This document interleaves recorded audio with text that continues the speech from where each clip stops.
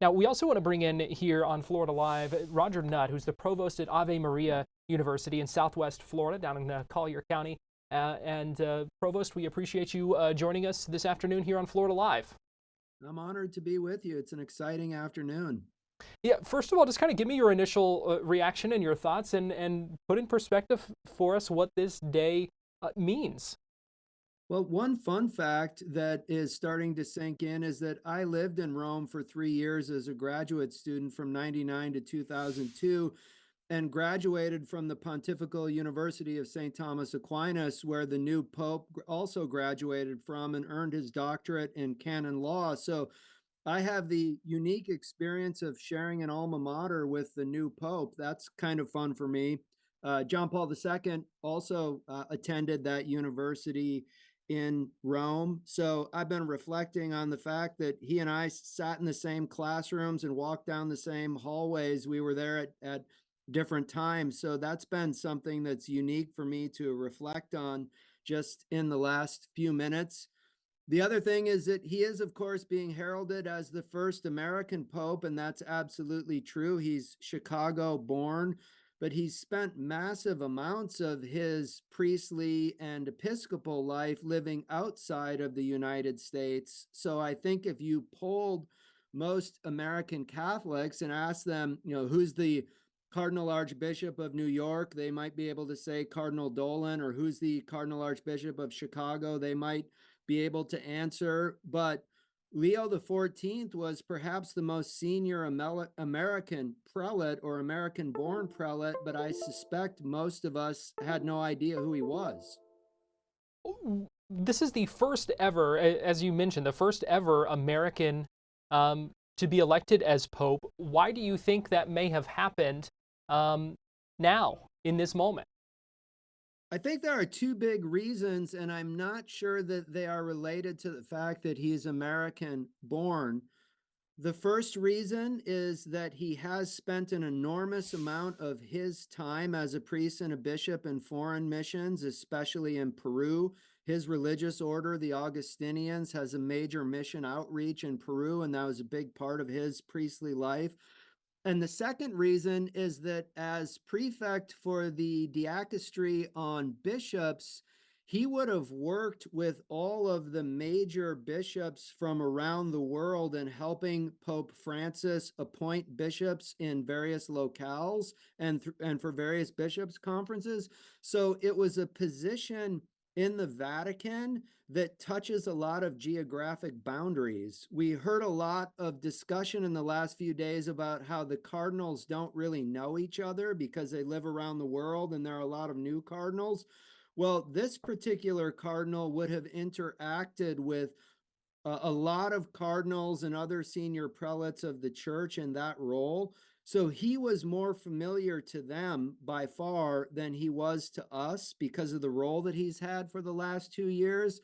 And the fact that he speaks Italian, his native tongue is English, and that he's clearly fluent in Spanish and has engaged in foreign missions, I suspect were very attractive qualities and characteristics for the cardinal electors.